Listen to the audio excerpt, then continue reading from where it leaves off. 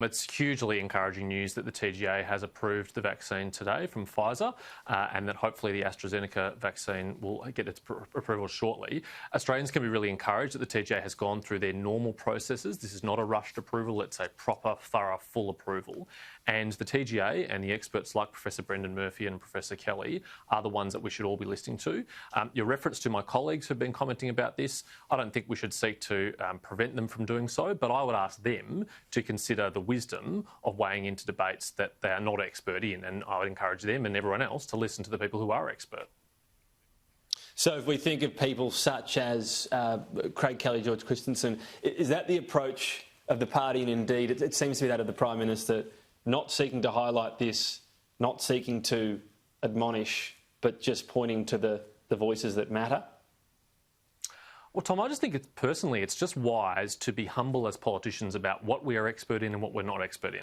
I didn't go to university to study vaccines and their efficacy. I am not an expert in it, and I don't intend to provide medical advice to people because I don't have that grounding and expertise. I listen to those who do consider what they say and rest on their evidence. And I just encourage all parliamentarians, whatever party you're from, government, non-government, crossbench, whatever, to do the same thing. I think that's appropriate.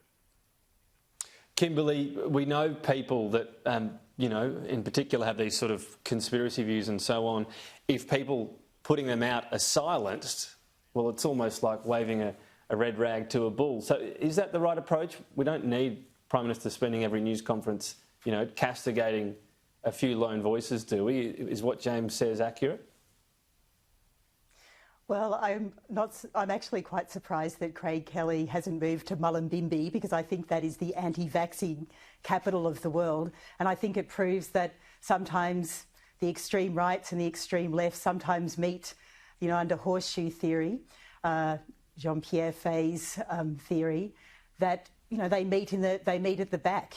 So I think it's actually quite unhelpful for politicians who are not epidemiologists, don't work at CSL, don't work at some of the pharma companies, who don't have that expertise, as James says, to be casting doubt on this. We actually need Australians to be vaccinated because we have such an excellent therapeutic goods administration. They are a world-class regulator, they are a world-class, they have world-class standards and procedures.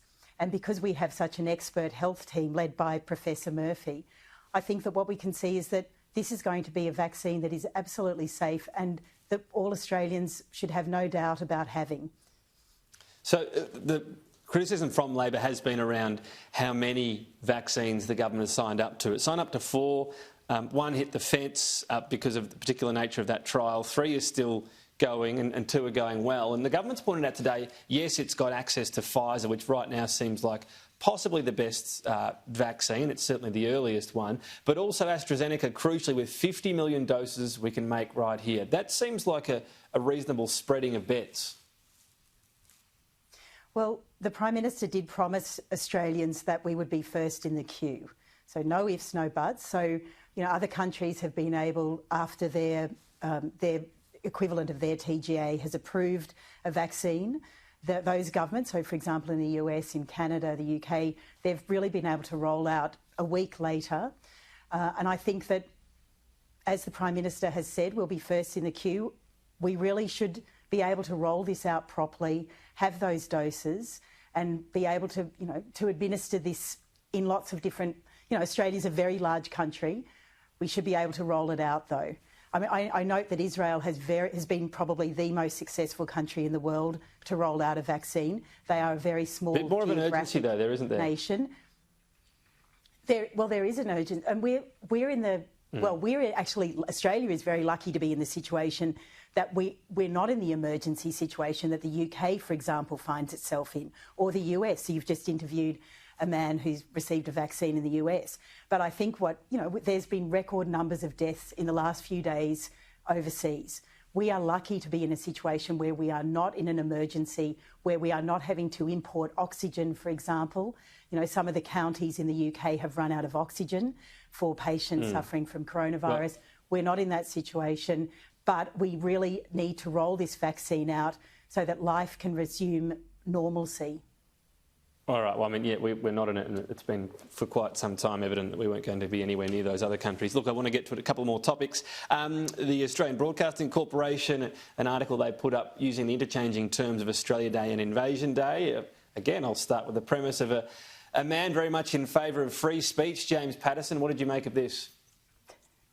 The problem with this, Tom, is that the ABC has adopted an institutional position in favour of a highly contentious political campaign. This is not just the case of the ABC interviewing a guest who has a view that Australia Day should be changed to Invasion Day, which of course they'd be free to do, but ABC presenters and journalists being instructed that they can use the terms Australia Day and Invasion Day interchangeably.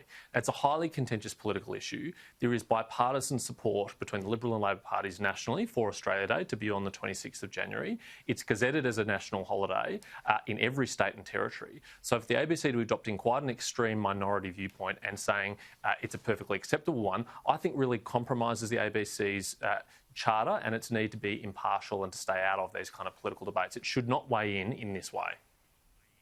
Do you think this is a live debate in the community, Kimberley, on January 26th, Australia Day, whether it still should hold that role in Australian life? Well, I mean, was out yesterday at a book launch, and then afterwards we went to a cafe, and the staff were wearing Australia Day kerchiefs. There was some of the waitresses were wearing, hairbands with the Australian flag on them. There are lots of cars around Melbourne today with the Australian flag on the car. I think most Australians want and should be able to celebrate their nationhood. We are a very successful country. We are a successful multicultural and diverse community. We have been successful in, for example, in bringing lots of people who have become Australian citizens here. I note, and I hope the ABC notes, that there are a lot of people who are becoming citizens tomorrow. And that is a fantastic celebration of our country, that people choose to come here and that they want to celebrate that, and they become citizens on Australia Day, a day they will never forget in their lives. But I think that the ABC, sometimes extremists don't even believe that people should be able to celebrate. Well, I think that there are some extremists in the community who don't think that Australians should even be able to celebrate their own nation and the achievements of that nation. And I think that that's a shame.